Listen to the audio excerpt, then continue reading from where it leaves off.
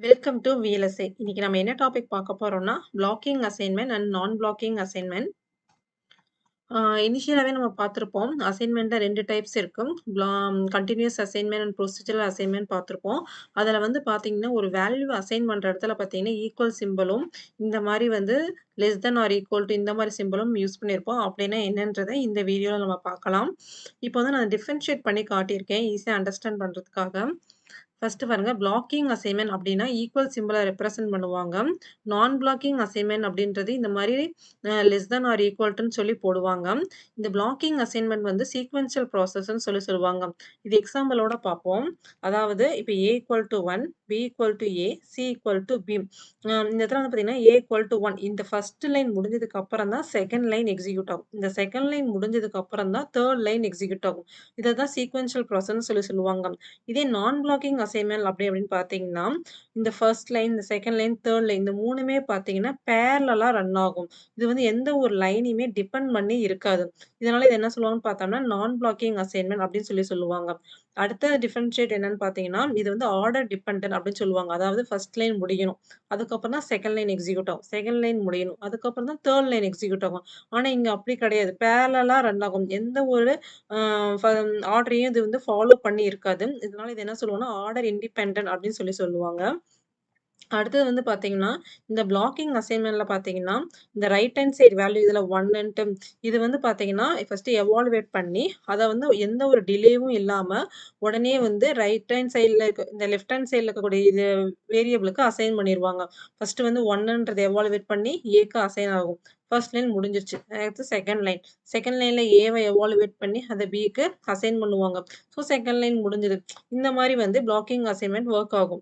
இதே நான் blocking assignment அப்படின்னு பார்த்தீங்கன்னா, ரைட் ஹேண்ட் சைடுல இருக்கக்கூடிய எல்லா அ எக்ஸ்பிரஷனும் வந்து ஃபர்ஸ்ட் எவாலுவேட் ஆகும். ஃபர்ஸ்ட் 1 எவாலுவேட் ஆகும். அப்புறம் A எவாலுவேட் ஆகும். B எவாலுவேட் இந்த ரைட் ஹேண்ட் சைடுல இருக்கிறது ஃபுல்லா எவாலுவேட் பண்ணிட்டு, at the end of the time ஸ்டெப்ல தான் என்ன ஆகும்னு பார்த்தீங்கன்னா, இந்த வேல்யூஸ் எல்லாமே பார்த்தீங்கன்னா, இந்த லெஃப்ட் ஹேண்ட் சைடுல இருக்கக்கூடிய வேரியபிளுக்கு அசைன் ஆகும். அதாவது ஸ்டார்ட்டிங் டைம் ஸ்டெப்ல வந்து ரைட் ஹேண்ட் சைடு எல்லாம் எவாலுவேட் ஆயிரும்.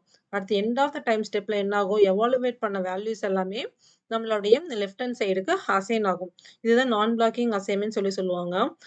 பிளாக்கிங் அசைன்மென்ட் வந்து காம்பினேஷனல் சர்க்யூட் தான் மெயினா யூஸ் பண்ணுவாங்க. நான் பிளாக்கிங் அசைன்மென்ட் வந்து சீக்வென்ஸ் சர்க்யூட்க்கு யூஸ் பண்ணுவாங்க. ஏன் வந்து நான் பிளாக்கிங் அசைன்மென்ட் சீக்வென்ஸ் சர்க்யூட்க்கு யூஸ் பண்ணுவாங்க அப்படின்றத பின்னாடி ஒரு எக்ஸாம்பிளோட பார்ப்போம். அடுத்தது 2வது வந்து பார்த்தீங்கன்னா, நமக்கு வந்து ரேஸ் கண்டிஷன் சொல்லிட்டு ஒரு ப்ராப்ளம் இருக்கு. அதாவது ரேஸ் கண்டிஷன்னா என்னன்னு பார்த்தோம்னா, ஒரு 2 எக்ஸ்பிரஷன் இல்ல 3 எக்ஸ்பிரஷன் எடுத்துக்கலாம். அது வந்து அட் அ டைம்ல ரன் ஆகும். அப்படி அட் அ டைம்ல வந்து நம்ம ரன் பண்றப்ப வந்து எவாலுவேட் பண்றப்ப பார்த்தீங்கன்னா, எந்த எக்ஸ்பிரஷன் ஃபர்ஸ்ட்டு வந்து எவாலுவேட் பண்ணணும் அப்படின்றது நமக்கு தெரியாது. ஸோ இப்ப எக்ஸாம்பிளோட பாருங்க. இந்த இடத்துல ஆல்வேஸ்ன்றது ஒரு எக்ஸ்பிரஷன். அந்த ஆல்வேஸ் ஒரு எக்ஸ்பிரஷன். மொத்தம் 2 எக்ஸ்பிரஷன் இருக்கு. இப்ப இந்த 2 எக்ஸ்பிரஷனும் பார்த்தீங்கன்னா, பேரலலா ரன் ஆகும். நம்ம ஆல்வேஸ் பிளாக்க பத்தி ப்ரீவியஸ் வீடியோல பண்ணியிருக்கோம். அந்த வீடியோ பார்க்காதவங்களுக்கு வீடியோவோட லிங்க் கீழ குடுக்குறேன் பாருங்க. இப்ப இந்த ஆல்வேஸ் பிளாக் 2மே வந்து பேரலலா ரன் ஆகும். இப்ப இந்த இடத்துல வந்தீங்கன்னா, ஏக்கு 1ன்னு சொல்லி நான் அசைன் பண்றேன். இந்த இடத்துல ஏவோட வேல்யூ கொண்டு போய் பிக்கு அசைன் பண்றேன். இப்ப 2ம் பேரலலா ரன் ஆகுறப்ப, நமக்கு ஏவோட வேல்யூ என்னன்னு நம்மளால பிரெடிக்ட் பண்ண முடியுமா? முடியவே முடியாது. ஏன்னா, இந்த இடத்துல வந்து 1ன்னு அசைன் ஆகுது. இந்த இடத்துல ஏவோட வேல்யூ என்னன்னே தெரியாது. நமக்கு பின்னு அசைன் ஆகும். அப்படி ரன் பண்ணி பார்த்தீங்கன்னா, உங்களுக்கு என்ன ரிசல்ட் வரும்னா, A equal to 1, B equal to 1. இந்த ரிசல்ட் வந்து கரெக்ட்டான்னு கேட்டீங்கன்னா, கிடையவே கிடையாது. ஏன்னா இது 2ம் பேரலலா ரன் ஆகுது. ஸோ, அப்போ வந்து பிக்கு வந்து எப்படி வந்து நமக்கு 1ன்னு சொல்லி கண்டுபிடிச்சு இத அசைன் பண்ண முடியும்? முடியாது இல்லைங்க. இத தான் என்னன்னு சொல்லுவாங்கன்னு பார்த்தோம்னா, ரீட் ரைட் ரேஸ் கண்டிஷன். அதாவது இந்த இடத்துல பார்த்தீங்கன்னா, ஏ வந்து 1ன்னு ரீட் பண்ணி, அத வந்து பிக்கு ரைட் பண்ணுது. இத தான் ரீட் ரைட் ரேஸ் கண்டிஷன் சொல்லுவாங்க. ஸோ, இந்த ப்ராப்ளத்த ரிசால்வ் பண்றதுக்கு நம்ம நான் பிளாக்கிங் அசைன்மென்ட் தான் யூஸ் பண்ணுவோம். இந்த இடத்துல பாருங்க, இது 2ம் பேரலலா ரன் ஆகுதுங்களா? அப்ப இது 2 ஃபர்ஸ்ட் என்ன பண்ணும்? நமக்கு ரைட் ஹேண்ட் சைட வந்து ஃபர்ஸ்ட் எவாலுவேட் பண்ணும். 1ன்றது இங்க எவாலுவேட் பண்ணும். இங்க ஏன்றது எவாலுவேட் பண்ணும். இப்போ வந்து இது left hand side value assign பண்ணும். கரெக்ட்டுங்களா? இப்போ வந்து ஏக்கு என்ன ஆகுது? இங்க 1ன்னு அசைன் ஆகும். இது 2மே சேம் டைம் ஸ்டெப்ல தான் நடந்துட்டுருக்கும். ஸோ, ஏக்கு இங்க 1ன்னு அசைன் ஆகும். இங்க பிக்கு என்ன அசைன் ஆகும்? ஏவோட வேல்யூ நமக்கு என்னன்னே தெரியாது. கரெக்ட்டுங்களா? அப்ப இது என்னவா இருக்கலாம்? 0வும் இருக்கலாம், 1ஆவும் இருக்கலாம். இது என்னன்னு சொல்லலாம்? அன்னோன் வேல்யூ தானே இது. அதனால தான் அது எக்ஸ்ன்னு சொல்லி ரிசல்ட் வந்துருக்கு. ஸோ, இதுதான் நம்மளுடைய எக்ஸ்பெக்டட் ரிசல்ட்.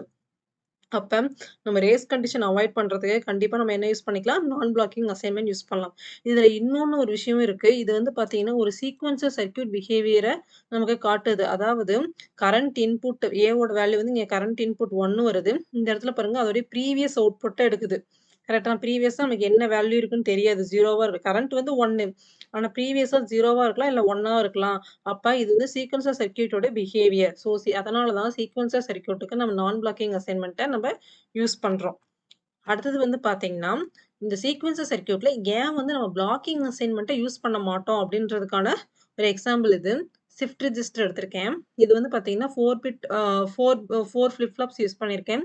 இது வந்து ஒரு சீரியல் இன், சீரியல் அவுட் ஷிஃப்ட் ரெஜிஸ்டர். இங்க டேட்டா இன் இன்புட் குடுக்குறேன்.